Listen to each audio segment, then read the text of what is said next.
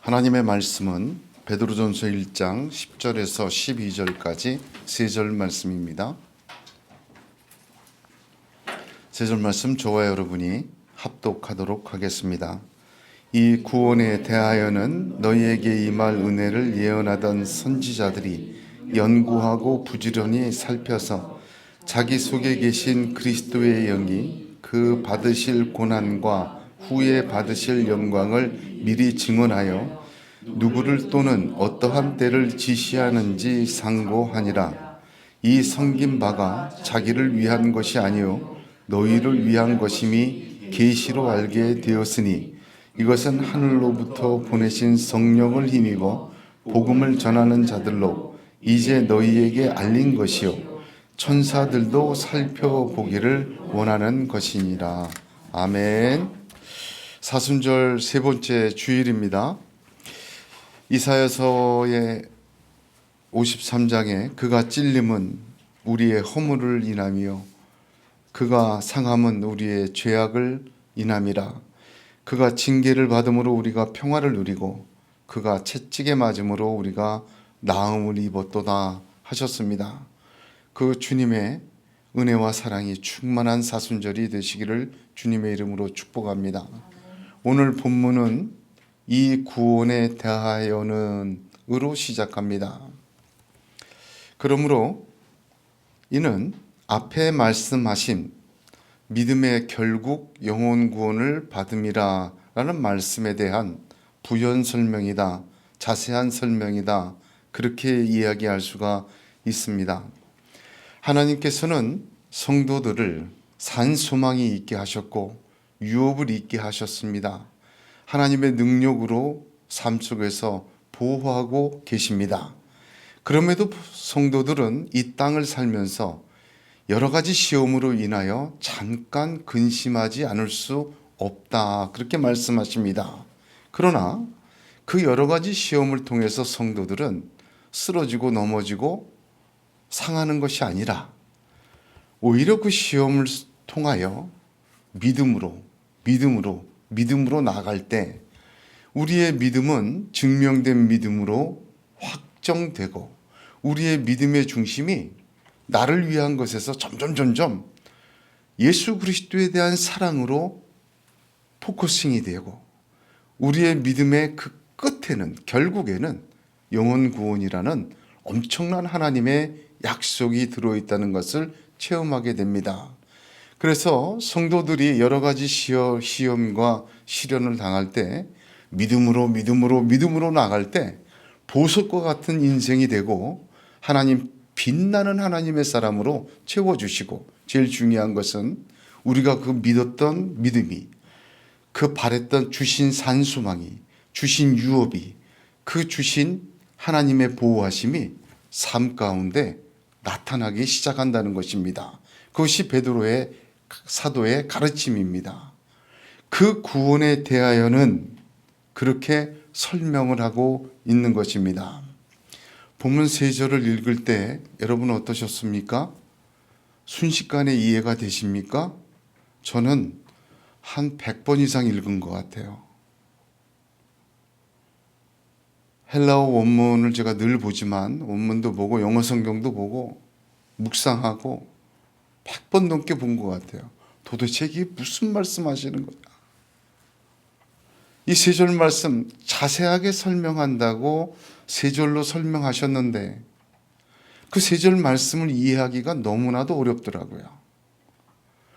그래서 이 본문은 두 가지 어려운 점이 있구나. 첫 번째, 모호합니다. 특징이 그래요. 이해하기가 모호해요.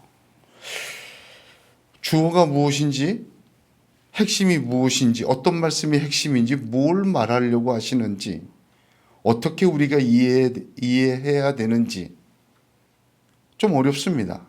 저만 어려운 줄 알았더니 주석을 찾아보니까 학자들도 너무 어려워서 많은 부분을 주석하고 의견이 많이 갈려 있는 것을 볼 수 있습니다. 왜 그렇습니까? 모호한 것이 아니라 광범위한 것입니다. 이 구원에 대하여는 여러분 구원을 어떻게 한마디로 설명할 수 있겠습니까? 성경 전체가 구원에 대하여 말씀하고 있는 것입니다. 3절에서 성경 전체가 말하는 구원을 어떻게 다 이야기할 수가 있다는 말입니까? 그러므로 어렵고 모호한 것이 아니라 광범위한 것입니다. 과거부터 지금까지 예언하던 선지자들이 연구하고 부지런히 살펴온 모든 것의 핵심이 구원입니다. 한마디로 이 구원은 선지자들이 상고하여 임할 은혜를 전한 결정판이 구원인 것입니다. 그러므로 모호하게 말할 수밖에 없는, 광범위하기에 그렇게 말할 수밖에 없는 것이 정상입니다. 두 번째는 신비하다는 것입니다. 맨 마지막 절에 뭐라고 되어 있죠? 하늘의 천사조차 살펴보기를 원하는 것이다. 하나님이 베푸신 구원의 신비는 하늘의 천사조차 살펴보기를 원했대요. 복음 전하는 자들도 성령을 힘입어 우리에게 알린다 했습니다. 스스로 못해요. 왜? 믿음의 결국 영혼 구원, 바로 그 구원, 그 사람의 힘과 지혜로 다 설명이 안 됩니다. 하나님의 섭리이기에 신비한 것입니다. 하나님의 섭리가 우리에게 다 이해가 되고 우리가 다 설명이 된다면 신비한 게 아니죠. 이루어지고 있어요. 그러나 사람의 생각과 지혜로 다 담을 수가 없어요. 그걸 신비라고 얘기합니다. 그래서 본문은 모호성이 있어요. 광범위하다는 얘기고, 두 번째는 신비한 것이 가득합니다. 구원이라는 내용이 그렇습니다. 로마서 11장 33절 33절에 깊도다 하나님의 지혜와 지식에 부유하며 그의 판단은 측량치 못할 것이며 그의 길은 찾지 못할 것이로다. 누가 주의 마음을 알았느냐? 누가 그의 모사가 되었느냐 합니다. 그러면 베드로 사도께서 지금 여기서 말씀하고 있는 이 구원에 대하여라는 말의 핵심은 무엇입니까? 이 광범위한 구원을 짧게 풀어놓고 이 신비한 구원에 대한 얘기를 풀어놓으면서 딱 두 단어가 핵심의 내용으로 자리 잡고 있습니다. 광범위하지만 이 두 단어 핵심이다. 신비한 역사지만 이 두 단어 잊지 말아라. 그것이 핵심이다. 자, 11절 보겠습니다. 11절을 보면 자기 속에 계신 그리스도의 영이 그 받으실 고난과 후에 받으실 영광을 미리 증언하여 라고 얘기합니다. 여러분, 고난과 후에 받을 영광이라는 이 두 단어가 구원의 광범위함의 가장 핵심적인 단어요. 구원의 신비에 하나님의 섭리에 가장 핵심적인 두 단어입니다. 고난 후에 받으실 영광, 이렇게 이야기할 수 있습니다. 한마디로 선고난 후 영광, 하나님의 섭리라는 거예요. 구원은 그렇게 이루어지는 것이다. 왜? 예수 그리스도께서 고난 받으시고 영광 받으셨잖아요. 그거는 예수님이 택한 길이 아니에요. 하나님의 섭리예요. 너희 구원, 네가 결국 받게 될 그 구원은 뭐냐 이거야. 어떻게 이루어지냐 이거야. 정말 광범위하고 하나님의 섭리라 신비하지만 딱 두 단어. 선고난 후 영광이라는 것입니다. 누구처럼? 구원을 주신 주님처럼. 예수 믿는 사람도 선고난 후 영광으로 그의 구원이 그의 삶 속에 드러나고 나타난다는 것입니다. 할렐루야. 그러므로 먼저 고난과 영광을 한번 살펴봐야 됩니다. 여기서 말씀하신 구원의 광범위함과 신비함 속의 고난의 의미는 예수 그리스도가 받은 고난과 영광을 뜻합니다. 동시에 믿음의 결국으로 영혼 구원을 받는 성도들이 지금 여기서 받는 고난과 영광도 의미합니다. 풀어서 설명하면 예수님의 고난과 영광을 보라. 우리에게 베풀어 주신 이 구원이 이렇게 이루어지고 성취되었다. 우리는 고난받으시고 영광받으신 주님의 십자가와 부활을 통해 믿음으로 구원받은 것이다. 우리의 그 구원은 선고난 후 영광이라는 하나님의 섭리 속에서 이루어진 것이다. 성도들에게 하나님의 구원도 선고난 후 영광으로 증명되고 나타나고 드러난다. 그 구원을 이루시는 하나님의 섭리는 구원을 받은 자에게 같은 섭리로 나타나시고 이루어지고 역사한다. 그것을 베드로 사도는 우리에게 전해주고 있는 것입니다. 예수님이 십자가 지시고 부활하시고 승천하시고 다시 오신다고 하신 것은 스스로 택한 길이 아닙니다.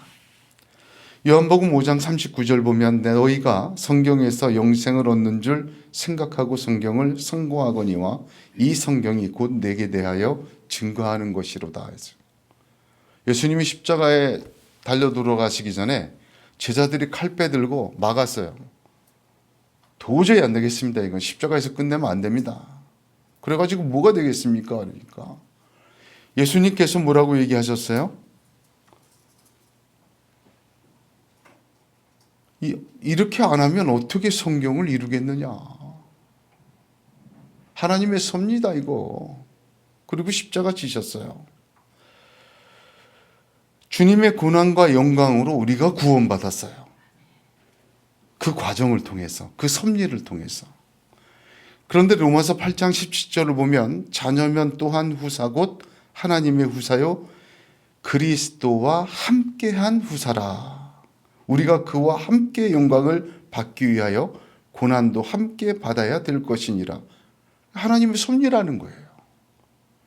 그리스도에게 나타낸 것은 바로 우리에게 나타난다. 그 모호성과 신비함 속에 있어요. 고난과 영광의 신비를 누가 다 말할 수 있습니까? 고난과 영광 속에서 하나님의 뜻이 이루어진다는 것을 성경 66권이 다 말하고 있어도 2000년 동안 학자들이 연구하고 몇천 년 동안 그렇게 연구해도 다 이 소리하고 저 소리하고 다 설명 못해요. 왜? 하나님의 신비이기 때문에 그렇습니다. 그러나 분명한 건 하나님은 그 과정을 통해서 예수 그리스도를 통하여 구원을 주셨고 예수를 믿어 그 구원을 받은 우리에게도 고난과 후 영광을 통해서 그 섭리대로 하나님의 능력의 역사가 구원의 역사가 이루어진다, 나타난다.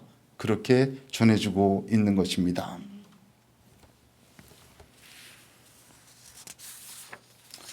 예수님에게 일어난 하나님의 섭리는 오늘날 성도들에게도 그대로 일어나고 있습니다.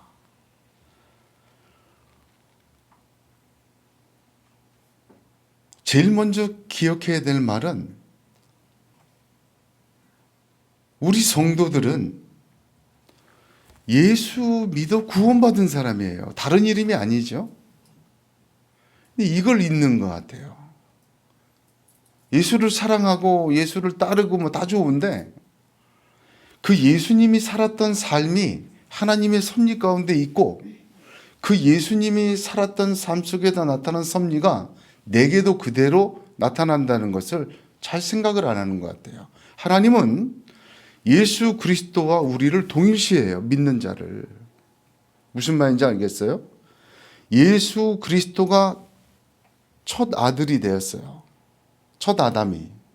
그 예수를 믿어 구원받은 백성을 예수 그리스도와 동일시한다. 같은 자녀로 생각한다 이 말입니다. 그러므로 우리의 삶은 예수의 삶과 무관하지가 않아요.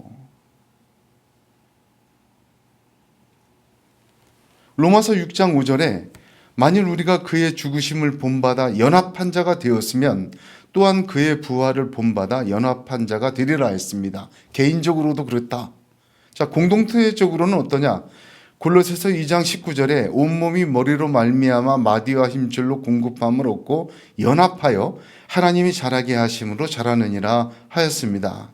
예수를 믿고 산소망과 유혹과 보호하심을 입은 자들은 그 구원을 주신 주님과 무관하지가 않습니다. 그 주님의 삶과도 무관하지가 않습니다. 그런 하나님께서는 그 하나님의 섭리요 십자가의 섭리이기 때문에 그렇습니다. 할렐루야. 그렇습니다.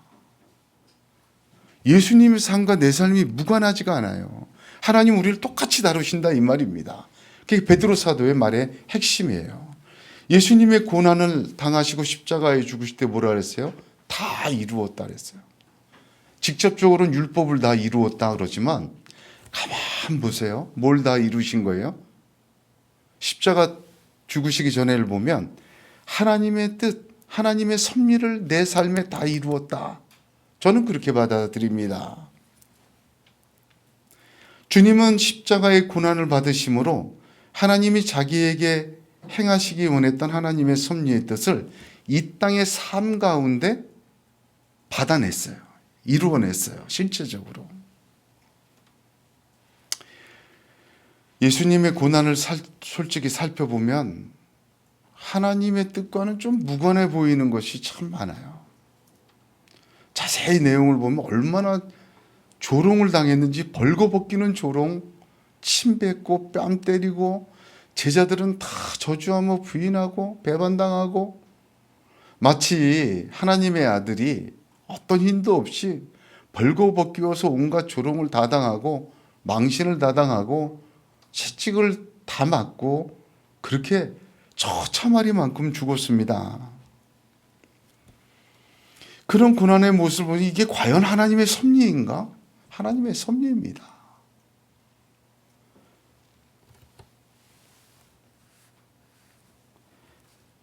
예수님은 고난의 문제를 설명하시지 않으십니다. 예수님은 고난을 제거하시지도 않았습니다. 예수님은 몸소 고난을 채우셨을 뿐입니다. 믿는 사람이나 믿지 않는 사람이나 모두가 고난을 당합니다. 그런데 중요한 것은 그 원인과 결과, 이거 중요하지가 않아요. 누구와 그 고난을 함께 가느냐, 이거 굉장히 중요한 겁니다. 예수와 함께 고난받으시기를 축복합니다. 이유야 어떻든, 과정이야 어떻든, 여러분 이런 믿음이 있어야 돼요. 오늘 베드로 사도가 전해준 게 그겁니다. 고난의 이유도 설명 안 해요. 고난을 제거하지도 않아요. 고난 채우신 주님을 얘기합니다. 그 주님과 함께 하나님의 섭리 가운데 있어야 돼요. 어떤 속에서? 고난 속에서. 그럴 때 무엇이 나타나요? 여러분의 인생 속에서 하나님의 구원의 섭리가 그리스도 예수에게 나타난 것처럼 나타난다. 베드로 사도는 그렇게 선포하고 있는 것입니다. 믿음으로 받으시기를 주님의 이름으로 축복합니다. 모호해요. 이 고난이 뭔지 신비스러워요. 왜 하필이면 이 처참한 고난을 통해서 내게 고난의 구원의 그 은혜가 나타나게 하시는지 그러나 알아야 됩니다. 주님과 함께하면 주님에게 섭리하신 하나님의 섭리가 내 고난에도 그대로 임하여 결국 하나님의 영광을 드러내게 한다는 것을 믿으시길 바랍니다. 어떤 사람은 고난을 원망해요. 고난 당하면 원망합니다. 이유를 찾아요. 책임을 돌려요. 다 좋습니다. 어떤 사람은 귀신의 역사로 다 얘기를 해요. 부적을 사기도 하고요. 구슬을 하기도 합니다. 여러 가지 하기를 해요. 어떤 사람은 고난을 당할 때마다 남 탓해요. 남 탓하다 보면 어떻게 됩니까? 이거 참 하지 말라는 얘기는 아닌데 저도 하기 때문에 남 탓하다 보면요 교만해져요. 들보가 눈을 가리게 돼요. 그래서 하지 말라는 거예요. 정확한 판단을 못하게 됩니다. 어떤 사람은 어려움을 당하면요 우상과 함께합니다. 어떤 사람은요 어려움을 당하면 사람과 함께하고 돈과 함께해요. 어떤 사람은요 팔자와 함께합니다. 내 팔자야 하면서. 예수 믿는 사람은 오늘 성경을 통해서 이렇게 말씀하십니다. 같은 어려움이 있다. 이유는 묻지 않겠다. 따지지도 말아라.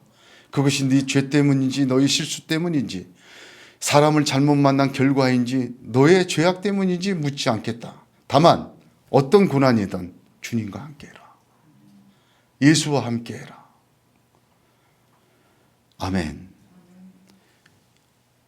하나님의 성도는 인치신 자이기 때문에 내가 내 고난을 주님과 함께 너무 끝까지 믿음으로 나아갈 때 하나님의 섭리가 예수에게 임한 것처럼 우리에게도 임하고 우리가 받은 그 구원이 삶 속에서 증명되어 나타나고 영광 돌리게 됩니다. 할렐루야.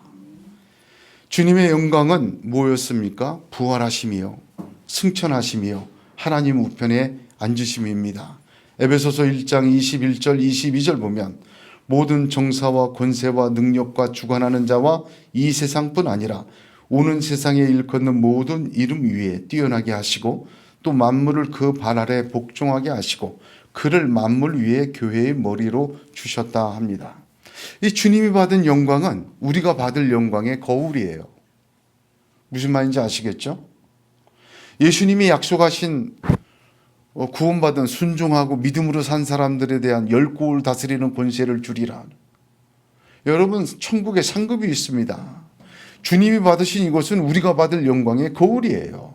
고린도후서 3장 18절에 우리가 다 수건을 벗은 얼굴로 거울을 보는 것 같이 주의 영광을 보매 저와 같은 형상으로 화하여 영광으로 영광에 이르리 곧 주의 영으로 말미암으니라. 할렐루야.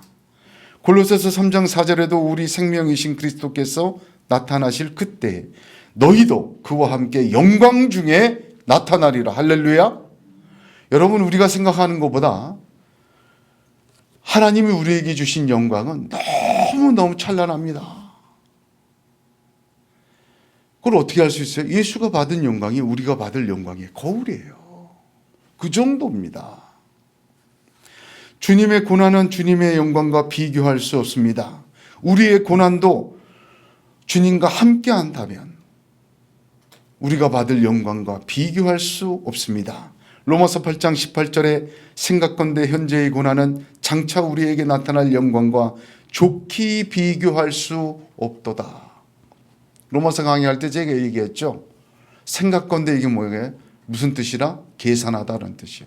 계산해 보았더니 지금 받는 고난 어떤 것이든 장차 나타날 영광과 좋게 비교가 안 된다. 계산이 안 된다. 그런 뜻입니다. 그러므로 주님과 함께하는 고난이 되시기를 바랍니다.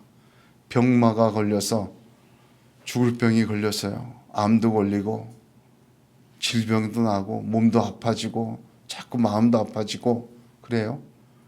여러분, 고통스럽죠? 이유도 생각하고 싶죠? 주님과 함께 하십시오.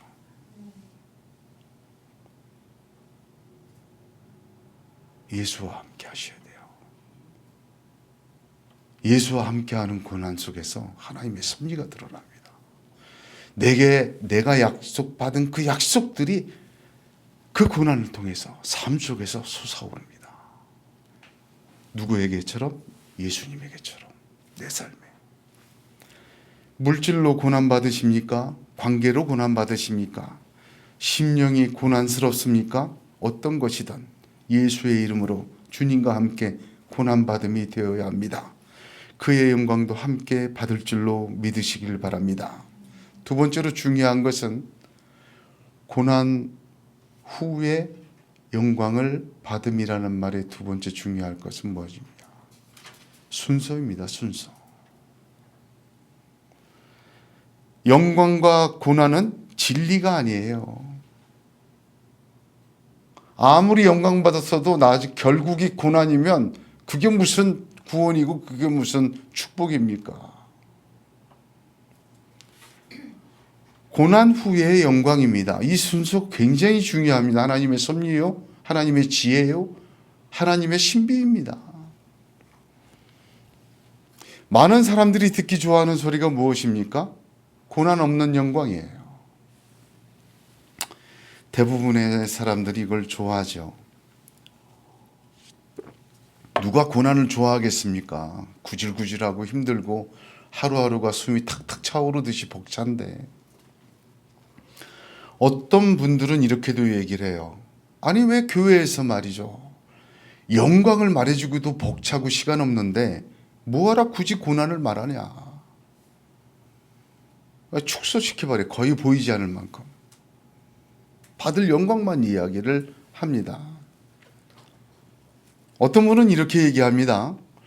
예수님의 이사야서 아까 읽었던 53장 3절 말씀 가지고 5절 말씀 가지고 이렇게 얘기를 해요. 예수님이 십자가에서 이미 다 담당하셨으니까 우리의 고난은 지금은 고난만 할 때가 아니다. 부활의 시대에 살고 있다. 하늘의 영광을 바라보며 가게 해야 된다. 그러므로 언제나 승리와 영광의 자리에 앉는 비결만을 이야기합니다. 그리고는 그렇게 못 앉는 성도들을 향해서 네가 그럼에도 불구하고 받는 고난은 뭔가 회개할 게 있어. 문제가 너한테 있다는 거예요. 뭔가 하나님 앞에 걸린 게 있어. 토해내라고 얘기를 해요. 뭐 틀린 말은 아닙니다. 죄라는 것, 범죄한 것, 하나님과 우리 사이에 칸막이가 되기 때문에 그럴 수도 있습니다. 그러나 여러분, 순서가 뒤집어져서는 하나님의 섭리가 아닙니다. 이건 육신의 섭리예요. 영광 받으라. 고난은 없으면 좋겠다. 육신의 섭리예요. 하나님의 섭리가 아닙니다. 하나님의 섭리는 선고난 후 영광입니다. 어떤 분들은 안 그래도 힘들고 지쳐서 일주일에 한 번 교회 나와서 앉아 있는데, 물론 저도 위로와 격려 받으면 좋겠어요. 뭔가 좀 새롭게 위로와 격려가 돼서 힘을 내서 내가 내 삶을 살면 좋겠어요. 근데 왜 자꾸 고난 얘기하냐 이거예요.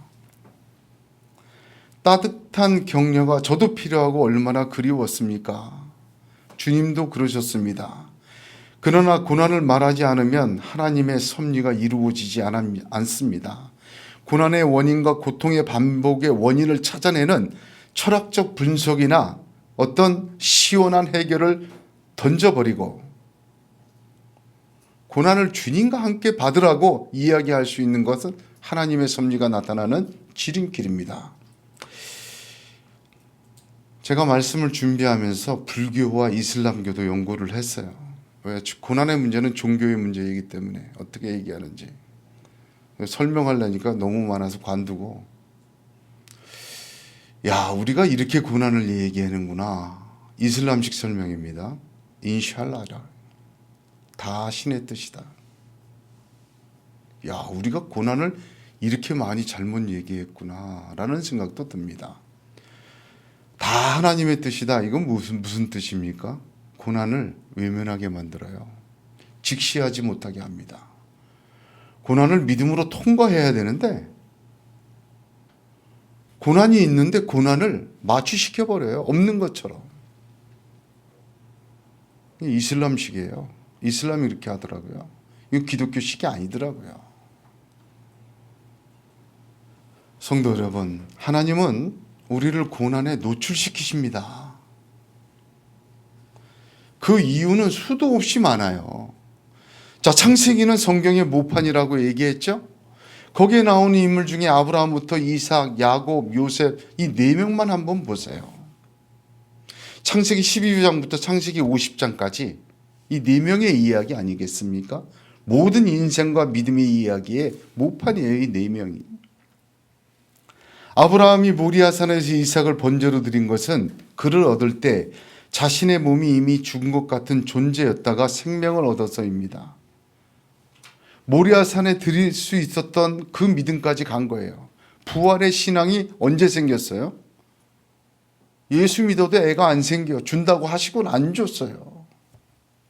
25년이야. 75세에 믿었는데.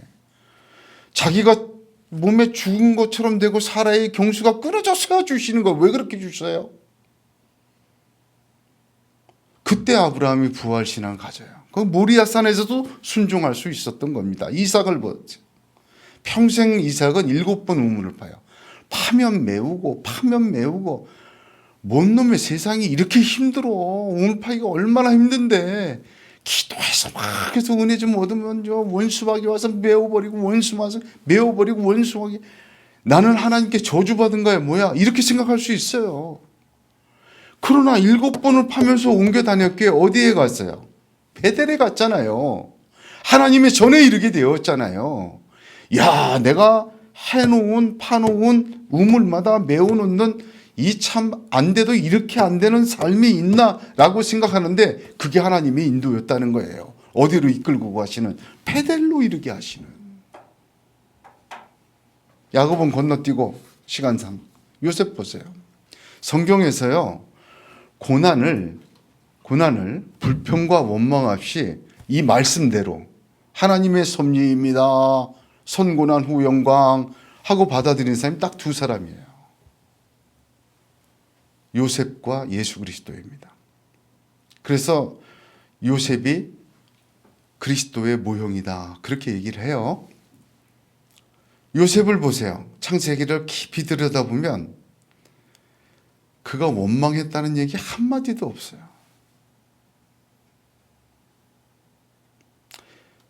애굽으로 팔려가서 보디발 장군의 아내의 유혹을 뿌리치고 감옥에 들어갑니다. 원망하지 않아요. 애굽의 총리가 대신이 돼서 가족들을 살려요. 원망하지 않아요. 하나님께서 나를 먼저 보내신 것뿐입니다, 이렇게 얘기를 해요.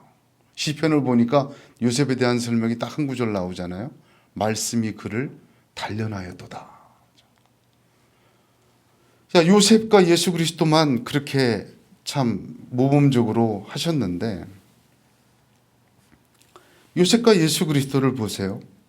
생명의 부영자가 되고 구세주가 되었습니다.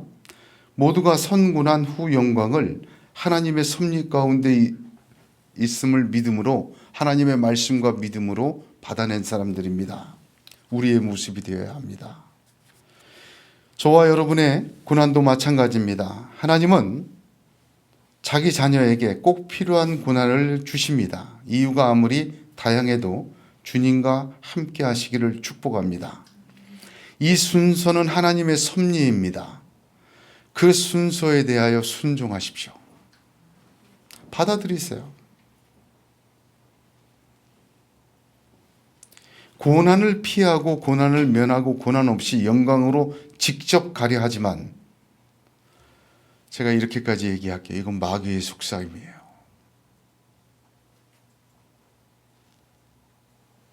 우상과 이단의 사상입니다.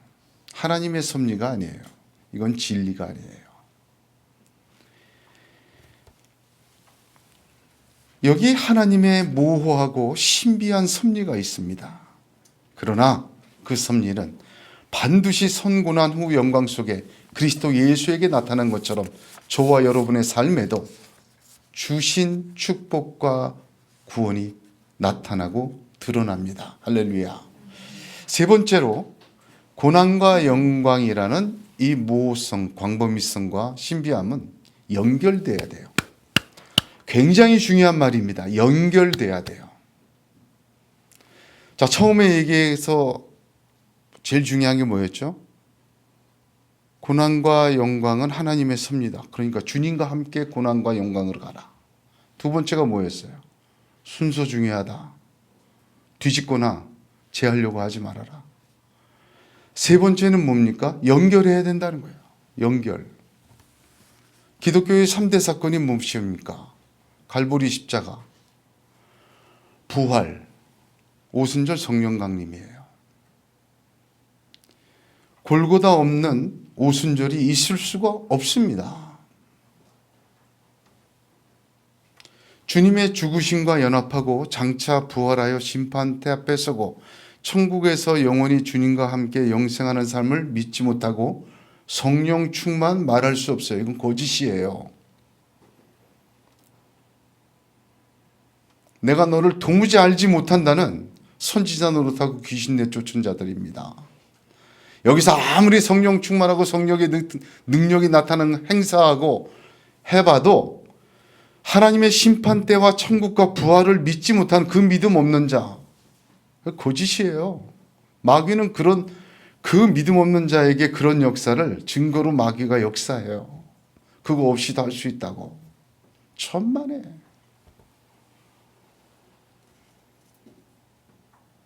십자가 없이 성령 충만하고 성령의 능력을 행하는 건 이건 마귀적이에요. 그걸 어떻게 다 설명합니까? 사도행전 강의할 때 많이 했지만 제가 사도행전 강의를 끝내면서 확신을 얻었어요. 그게 마귀적이라는 거예요. 이건 마귀적이에요. 교회를 그렇게 흔들었어요. 신앙을 그렇게 흔들었어요. 신비한 체험을 하여야 믿음이 생긴다고 십자가와 부활의 연합 없이 성령의 나타남만을 강조하여 성도들에게 의도적인 방언을 시키고 방언을 가리키고 방언하도록 유도하고 무의식적인 체험을 유도하며 신비적인 체험을 하도록 강요를 합니다. 마치 그 성령 충만의 의도된 체험이 그 믿음 없음을 확신으로 이어가게 하는 길이냐 시도합니다. 이건 마귀적이에요. 버려야 돼요. 기독교는 진리의 종교죠. 진리가 우리를 자유롭게 하는 겁니다. 제가 구체적으로는 말하지 않겠습니다만 지금 그게 중요한 게 아니니까 여러분 구분할 수 있어야 돼요. 갈보리, 부활, 오순절은 연결돼야 돼요. 출발은 갈보리여야 돼요.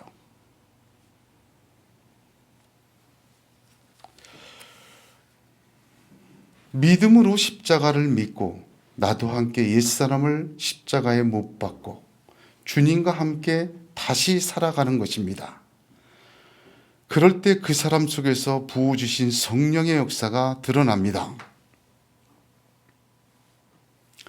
성령의 음성에 순종하는 것입니다.